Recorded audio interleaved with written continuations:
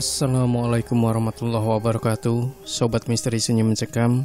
Untuk edisi cerita misteri kali ini berkisah tentang seorang mahasiswi yang menikah dengan siluman.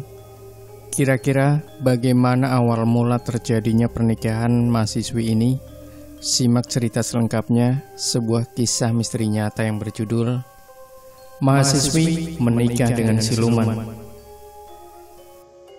Mungkin sebagian Anda sudah tahu kota misteri yang ada di Palu, yaitu Wentira.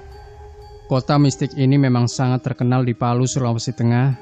Sudah begitu banyak cerita tentang misterinya kota Wentira, karena banyak warga yang mengakui bahwa mereka pernah masuk ke alam lain, alam siluman di kota Wentira ini.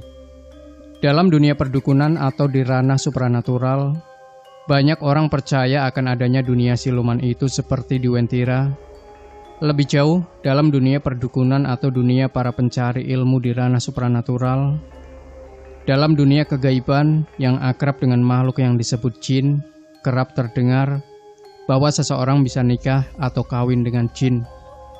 Hampir sebagian masyarakat Indonesia meyakini bahwa hal tersebut tidak mungkin terjadi, sebab bila kita berpikir secara rasional, bagaimana bisa dua makhluk yang berbeda dapat berhubungan dengan secara biologis dan lain-lain. Manusia merupakan makhluk yang berasal dari bumi atau tanah, sedangkan jin merupakan makhluk yang tercipta dari api. Namun bagi segelintir orang sangat percaya itu, dan jika terjadi perkawinan atau hubungan biologis antara dua makhluk itu, terlahirlah anak-anak jin. Hal ini dapat dipahami secara logika, sebab bagaimana mungkin dapat menghasilkan anak manusia, juga karena dalam proses reproduksi dalam manusia dibutuhkan pembuahan, yakni sperma yang dapat membuahi sel telur pada rahim seseorang. Dan percaya atau tidak, di Wentira, kota penuh misteri atau kota siluman yang populer itu, pernah begitu gempar terdengar kabar bahwa seorang mahasiswi desa, namanya Lin, dalam beberapa hari tidak pulang ke desanya. Pencarian sudah dilakukan, tapi tidak ditemui. Dan setelah diketemukan, sikap Lin kerap terasa aneh dan tidak seperti biasanya. Tidak seperti Lin yang sebelumnya.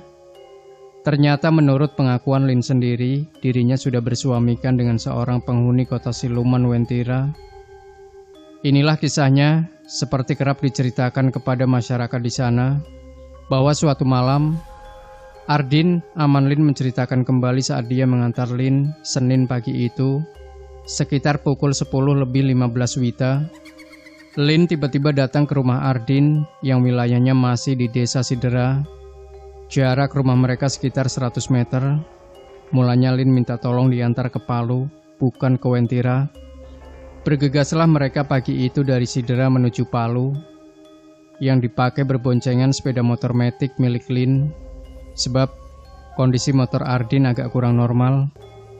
Baru beberapa menit di perjalanan, tiba-tiba Lin meminta sang paman supaya mengantarnya ke Wentira saja. Tidak jadi singgah di Palu. Begitu mendengar kata Wentira, perasaan Ardin mulai tidak enak. Dia pun menanyakan ada urusan apa di sana. Ardi pun tidak mau nanya lagi, karena kalau ditanya biasanya Lin marah-marah lantaran kesal. Maka Ardin pun nurut saja, supaya tidak mau terjadi adu mulut. Ardin nurut saja, sepeda motor pun dipacunya menuju Palu, berjarak kurang lebih 10 km. Tiba di Palu sempat singgah isi BBM di SPBU Jalan Sisinga Mangaraja. Tangki motor diisi full, setelah selesai, Lin langsung meraih setir motor. Mereka bergantian saling bonceng menuju Wentira. Sepanjang perjalanan, terutama di jalur gunung kebun kopi, Ardin sempat ketakutan. Soalnya Lin memacu motor dengan kecepatan tinggi. Ternyata Lin kejar waktu. Jam 11 tepat sudah harus sampai di lokasi Wentira. Tidak boleh telat. Mungkin sudah ada perjanjian waktu antara Lin dengan suaminya sang siluman. Sesampainya di Wentira, Lin mengajaknya lagi bercakap-cakap ringan. Karena sepanjang jalan, mulai dari SPBU Sisinga Mangaraja sampai di tujuan, Lin tak satu kata pun bicara. Begitu juga Ardin. Dia tak lagi memberanikan diri menegur atau bertanya, apalagi sampai mengingatkan supaya jangan terlalu ngebut. Saat itu kepada pamannya Ardin, Lin berterus terang bahwa dirinya sudah menikah atau kawin dengan suaminya siluman di kota Wentira. Lin minta agar pamannya tidak beritahu ke orang tuanya. Ardin terdiam, perkataan Lin tak dihiraukan.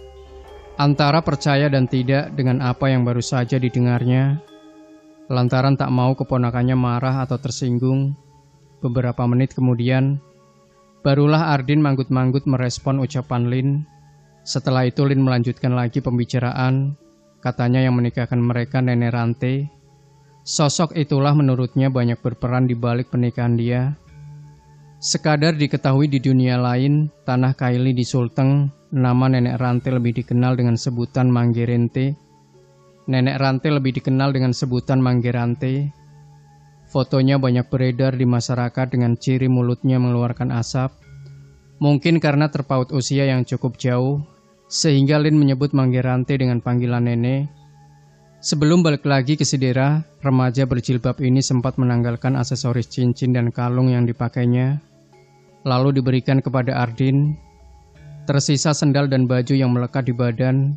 Kemudian dia berpesan supaya kepergian ke Wentira jangan diberitahu ke ayah dan ibunya. Setelah menghidupkan mesin motor dan beranjak pergi, Ardin sempat menoleh ke arah Lin. Dia melihat Lin menuju Tengah Semen, lokasi yang disebut-sebut pintu gaib alam Wentira. Sepanjang perjalanan, Ardin tak habis pikir dengan apa yang dialami Lin. Apakah yang didengar dan disaksikan tadi hanyalah gurauan belaka, atau memang benar terjadi? Ternyata Lin pun berkata bahwa suatu waktu dirinya akan tinggal menetap di Wentira, kota siluman itu.